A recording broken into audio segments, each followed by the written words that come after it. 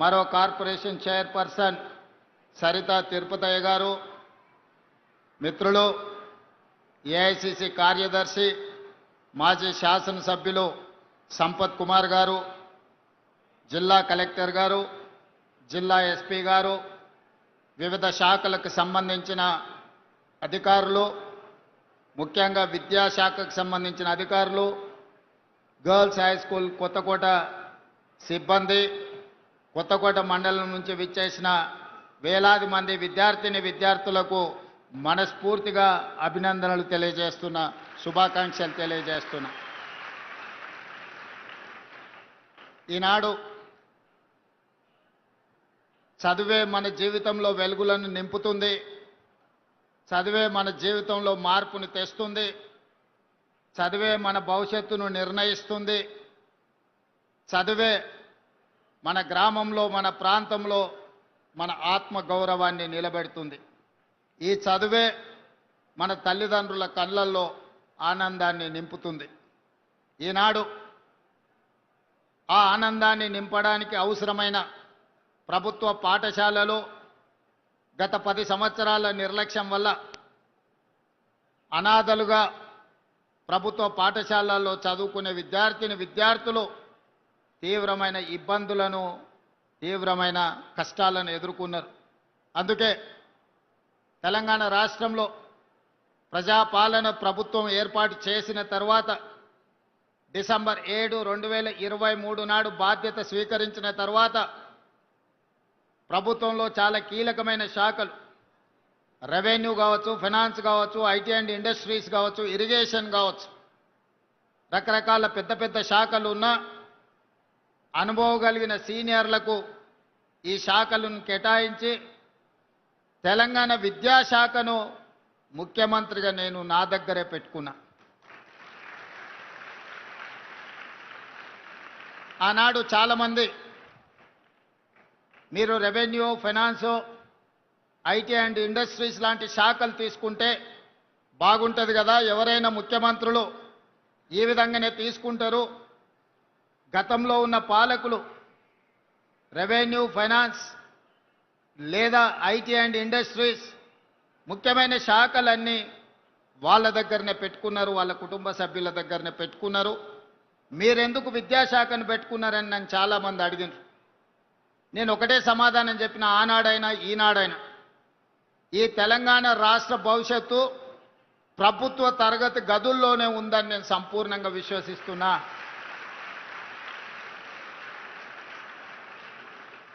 కొట్లాడి తెచ్చుకున్న తెలంగాణ, వందలాది మంది పిల్లలు త్యాగాలు చేసి తెచ్చుకున్న తెలంగాణ, ఎవరు ఫాలో చేయడం, అసమర్థులు పరిపాలనలో ఉండడం శాశ్వతంగా ఈ తెలంగాణకు తీరని నష్టం చేకూరుస్తుంది. ఆనాడు తెలంగాణ ఉద్యమంలో రాజకీయ నాయకులు, ప్రజాప్రతినిధులు ఆత్మ బలిదానాలు చేసుకోలేదు. రాజకీయ నాయకులు, ప్రజాప్రతినిధులు ఆనాడు తెలంగాణ ఉద్యమంలో పాల్గొన్నప్పుడు తెలంగాణ రాష్ట్రాన్ని మనం సాధించలేదు. ఎప్పుడైతే తెలంగాణ విద్యార్థులు, ఉస్మానియా కాకతీయ యూనివర్సిటీల విద్యార్థులు ఉద్యమ బాట పట్టినరో, తెలంగాణ నినాదాన్ని అందుకున్నారో, గల్లీ గల్లీలో జయ జయ తెలంగాణ నినాదాన్ని వినిపించినరో, ఆనాడే రాష్ట్ర కేంద్ర ప్రభుత్వాలు దిగివచ్చి తెలంగాణ రాష్ట్రానికి చట్టబద్ధత కల్పించి తెలంగాణ రాష్ట్రాన్ని ఏర్పాటు చేసింది. ఆ క్రమంలో ఒక ఈశాన్ రెడ్డి, ఒక యాదయ్య, ఒక కానిస్టేబుల్ కిష్టయ్య, మళ్ళీ తెలంగాణ ఉద్యమంలో మొట్టమొదటి ఆత్మ బలిదానం చేసుకున్న శ్రీకాంతాచారి, వీళ్ళందరి కన్న కలలు మీ భవిష్యత్తు బాగుండాలి, భవిష్యత్తులో మీరు డాక్టర్లు, లాయర్లు, ఇంజనీర్లుగా, ఐఏఎస్లు, ఐపీఎస్లై రాజ్యాలను ఏలాలి, ఈ ప్రభుత్వంలో మీరు భాగస్వాములు కావాలి, తెలంగాణ పునర్నిర్మాణంలో మీరు కీలకమైన బాధ్యత పోషించాలి అని ఆనాడు వాళ్ళు భావించారు. మరి ఆ త్యాగాలకు గుర్తింపుగా, ఆ త్యాగాలను గౌరవించడానికి అవసరమైన ప్రణాళికలు 10 సంవత్సరాల నాటి ప్రభుత్వం చేపట్టలేదు. ఉస్మానియా యూనివర్సిటీ 100 సంవత్సరాల శుభకార్యాన్ని కూడా ఆనాడు సరైన విధంగా జరుపుకోలేని పరిస్థితులు. యూనివర్సిటీలో ఉన్న మౌలిక వసతులే కాదు, గ్రామీణ ప్రాంతాలలో ఉండే సింగిల్ టీచర్స్ నుంచి ప్రభుత్వ పాఠశాలల వరకు, అంగన్వాడీ నుంచి మొదలు పెడితే ఎక్కడ చూసినా నిర్లక్ష్యం నిర్లక్ష్యం నిర్లక్ష్యం. ఈ నిర్లక్ష్యం పేదలకు విద్యను దూరం చేసి, పేదలకు విద్య ఎప్పుడైతే దూరమైందో వ్యసనాలకు బానిసలుగా మారి వ్యసన పరుల తెలంగాణగా మారే పరిస్థితులు దాపురించినాయి. అందుకే వీటన్నిటిని దృష్టిలో పెట్టుకొని ఈనాడు ఇక్కడున్న మా టీచర్లకు, నిరంతరం తెలంగాణ ప్రతిష్ట పెంచడానికి పనిచేస్తున్న మా ఉపాధ్యాయులకు ఒక అంశాన్ని నేను గుర్తు చేయదలుచుకున్నా. ప్రభుత్వ పరంగా 26,000 పాఠశాలలు ఉంటే ఈ 26,000 పాఠశాలల్లో 18 లక్షల మంది విద్యార్థులు చదువుకుంటున్నారు. కానీ అదే ప్రైవేట్లో 11,000 పాఠశాలలు ఉంటే 33 లక్షల మంది విద్యార్థులు చదువుకుంటున్నారు. ఈరోజు మా ప్రభుత్వ పాఠశాలలో ఉన్న సిబ్బంది, ఉపాధ్యాయులకు ఉన్న అనుభవం కానీ, వాళ్ళకున్న అర్హత కానీ, వాళ్ళకున్న డిగ్రీలలో సగం కూడా ప్రైవేట్ పాఠశాలల్లో టీచర్లకు లేవు. కానీ మరి ఎందుకు పేదలు ప్రైవేట్ పాఠశాలల బాట పడుతున్నారు? ఎందుకు పేదలు ప్రభుత్వ పాఠశాలల్లో చేరడం లేదు అంటే, ప్రభుత్వం ఆ పాఠశాలల పట్ల నిర్లక్ష్యం వహించడం వల్ల, మౌలిక వసతులు లేకపోవడం వల్లనే. దానికి ఉదాహరణే కొత్తకోట బాలికల పాఠశాల.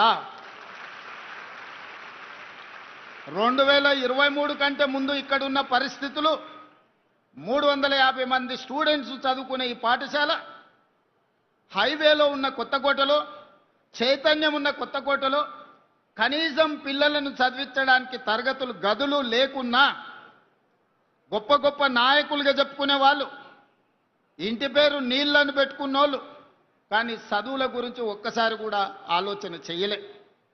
ఇట్నుంచే 100 సార్లు వచ్చి ఉండొచ్చు, పోయి ఉండొచ్చు, కానీ ఏ ఒక్కరోజు కూడా ఈ ప్రభుత్వ బాలికల ఉన్న పాఠశాలలో తరగతి గదులు ఉన్నాయా, పేదోళ్ళ పిల్లలు ఎట్లా చదువుకుంటున్నారని ఆనాటి ప్రభుత్వం ఆలోచన చేయలే. కానీ మిత్రుడు మధుసూదన్ రెడ్డి ఎమ్మెల్యే కాకముందే ఇక్కడికి వచ్చి చూసి, ఎమ్మెల్యే అయిన తర్వాత బాధ్యతాయుతంగా ప్రభుత్వం వైపు నుంచి, ప్రైవేట్ వ్యక్తుల నుంచి సహకారం తీసుకొని ఈరోజు ఒక అద్భుతమైన పాఠశాల భవనాన్ని నిర్మించి ఇక్కడుండే సిబ్బందికి, ఇక్కడుండే చదువుకునే పిల్లలకు అందించండి. అందుకే నేను స్పష్టంగా విద్యాశాఖ నా దగ్గర పెట్టుకొని కార్పొరేట్ కాలేజీలతో పోటీ పడే విధంగా ఈరోజు తీర్చిదిద్దాలని ఒక శపథం తీసుకొని ఈరోజు నేను ప్రయత్నం చేస్తున్నా, పని చేస్తున్నా. కొంత సమయం పడుతుంది. 20-30 సంవత్సరాలు పేరుకపోయిన సమస్యలు 1-2 సంవత్సరాలనే పరిష్కారం అవుతాయని నేను భావిస్తలేను. కానీ ఆ దిశగా ప్రణాళికలు చేసుకోకపోతే ఇంకా 100 ఏళ్ళైనా కూడా ఈ సమస్యలకు పరిష్కారం దొరకదు. అందుకే ప్రభుత్వ పాఠశాలల మీద ప్రత్యేకంగా ఫోకస్ పెట్టిన. 16 సంవత్సరాలు మీ ప్రమోషన్లు రాలే, 10 సంవత్సరాలు మీ బదిలీలు జరగలేదు. 22,000 మంది టీచర్లకు ఒక్క కలం పోటీతో ప్రమోషన్లు ఇచ్చి 35,000 మంది టీచర్లను బదిలీ చేసి